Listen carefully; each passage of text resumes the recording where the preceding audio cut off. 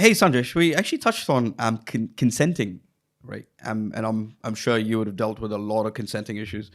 Why is it that a lot of projects in New Zealand are held up because of consents?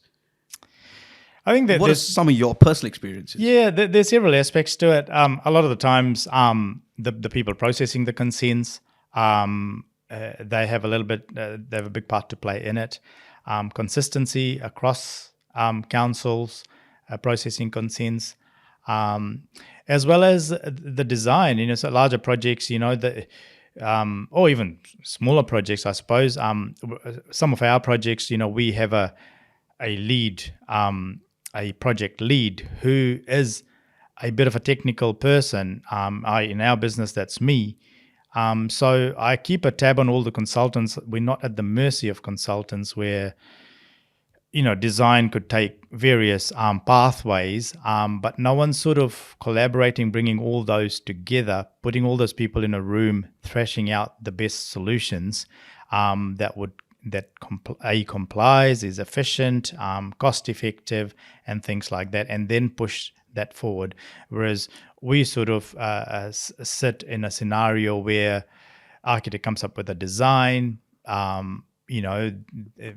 the structural engineer makes it work somehow, a civil guy does his own set of plans, and when these all go into council, the poor guy processing it's trying to figure out what's happening where. And also just keep in mind that the processing people are not multidiscipline in every field. There might 100%. Be an architectural background, it could be an engineering background, so they struggle. But they have guidelines, rules they need to follow to process and approve a consent. Exactly, yeah. And a lot of the times the understanding of the project outcome, sometimes the things are quite minute that council will just get stuck on, and you play the back and forth game for a long time. So these are things all that drag. I mean, we've had a consent which was put together by a very good architect. Council had sent it off to a consultant to do the processing.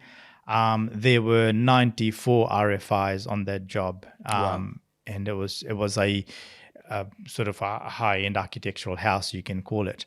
And I don't know whether they get paid by the number of RFIs they raise or how that happens. But some of them are really minute things, and you think, well, gosh, we don't really. The outcome we want is that it complies. It's meets the code.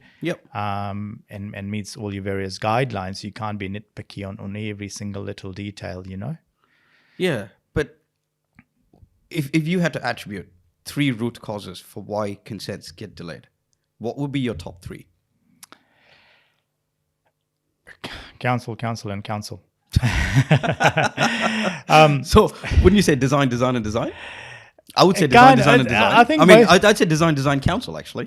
Yeah. But both sides have got a part to play in this. Not all the blame is with council. Some people do put in consents which are just not acceptable. The could be a shitty design. Quality of submission isn't acceptable.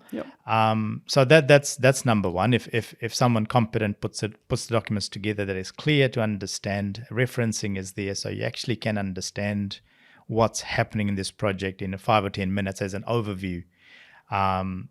That's a win.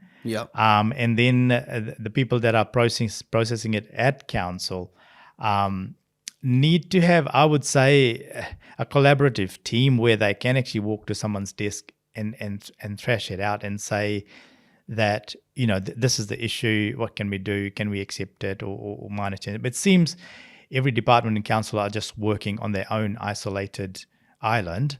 And sometimes we get asked the same question by various departments, sometimes completely contradictory things from various departments. So these are little things that contribute to the time frame and getting them processed. So from what you know about how council process consents, they use 2D drawings to process consents, don't they?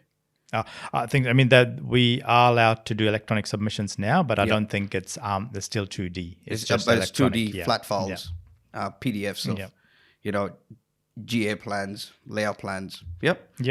why aren't the council adapting technology and utilizing 3D to process consents? I think it's Models. it's voluntary at the moment, and just by nature, just Kiwis are very slow to adopt technology, That we are. and that's the prime reason. You know, if the means were there, then people would. Because the benefit of that would be, now the guy who's processing the consent wouldn't have to look at a set of civil plans, structural plans, and architectural plans separately, Yep. and try and overlay them on top of one another in his head. Yeah, oh, exactly. Yeah, He's yeah. now looking at a model where all of those three plans are combined, and he's now assessing that against the code to approve a consent. Wouldn't that fast track your consenting process? Oh, in my head, it would. Most definitely. I think bringing technology in and allowing people to use that. I don't know what the answer to that is, but it's just very slow at the moment. It's Yeah. quite slow.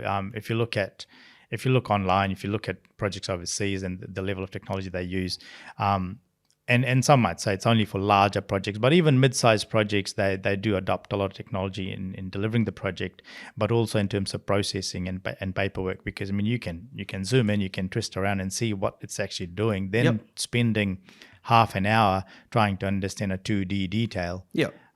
In black and white. Exactly, and I'm not at the mercy of a structural engineer who's only given me 2 sections at particular grid lines. I can section that model at any grid line I want. Exactly. Yeah. You know? Yep. So yeah, I mean, I wish council would kind of take that and go, right, we're going to use 3D to process consents now moving forward and put controls around it, of course. Exactly. Yeah. Yeah. But no, interesting. I think the consenting part has improved. I suppose in a way, if there's one positive, it has improved somewhat. You know, things are getting a little bit streamlined, but it's still sort of miles away from where it should be, really. So yeah, KO have recently released the new processing of consents, which is called Velocity. Consentium. So Consentium? So KO have their own in-house because of the volume of projects. They've sort of have their own in-house team processing consents, which should make things quite a lot easier. If the projects are simple, cookie cutter kind of projects, then it's quite easy to do. Yeah.